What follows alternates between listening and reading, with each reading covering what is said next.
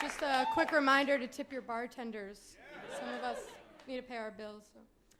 I didn't always look like this. Not that I'm ashamed of how I look now, but about 6 years ago, you wouldn't even recognize me. I had blonde hair to here. I was pretty proud of my assets. I wore skinnier jeans than this, and definitely not high tops. This is definitely not what I wore. I had a boyfriend. He was handsome. I thought so. My friends thought so. And that's most important, because if your friends don't think so, then he's not handsome anyway. But he was handsome. I thought so.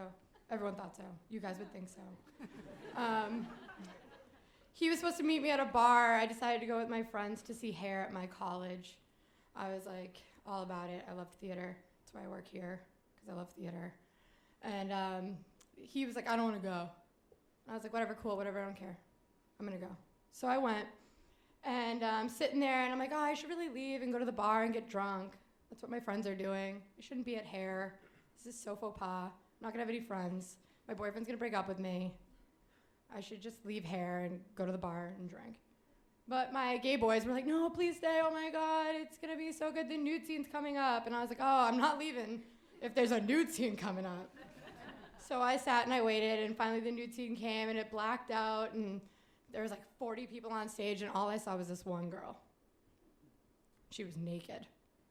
So I kind of wanted to look away, because like my instincts were like, oh, it's not okay, I can't look. Don't look.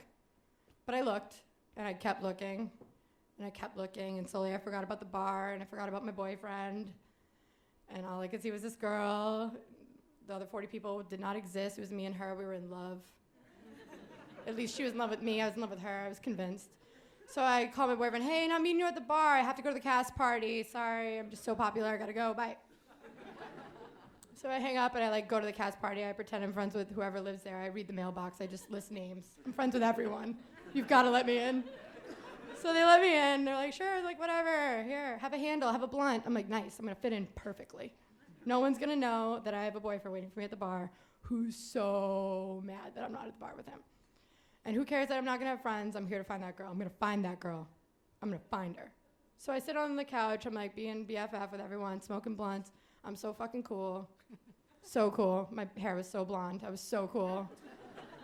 And the girl walks in. She's wasted. I'm like, this is going to be easier than I thought.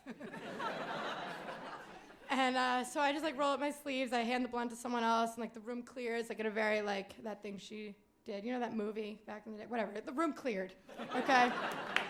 And she walks up, and I'm like, fuck, she's hotter in person. I don't have the words for this. She falls, breaks the glass coffee table. Not only am I popular, I'm a fucking hero. I dove to catch her. And she's in my arms, and she's like, hey. And I'm like, what's up, girl? So high. It's fine. I can handle this. I'm the shit right now. I have a boyfriend if this fails. Don't worry about it. So I catch her. She's like, do you have a boyfriend, or are you like into boys or girls? I'm like, get off me.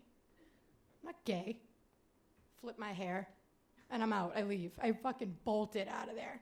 I didn't call my boyfriend, though, because I'm still over him. I'm still like all about her, but I just can't deal because it all happened so quick. I thought I was seeing Hair. Now I'm a lesbian. You know, like, whoops. No wonder you have to be 18 to go see that. Like, it's not just the nude scene. You could leave there with a change of life, you know? So I leave, and I'm gay now. And I go home, and I'm not listening to show tunes or calling my boyfriend. I'm Facebook stalking, like everyone else in college is. And I find the girl, and I'm in love again, and my birthday's coming up, so I'm gonna fucking message her. I message her, I'm like, hey, I'm in love with you. You're so fucking hot. I didn't know what to do. I was nervous. You're the first girl I've seen and thought dirty things about. So if you want to holler at me, here's my number. So she hollered. Thank God. Because I would have to go back to that boyfriend, right? So I end up going to the North End a couple days later. She invites me to a party. She's drunk again. Oh my God, like move the coffee tables out of this girl's way. I'm not ready for this. I get drunk too.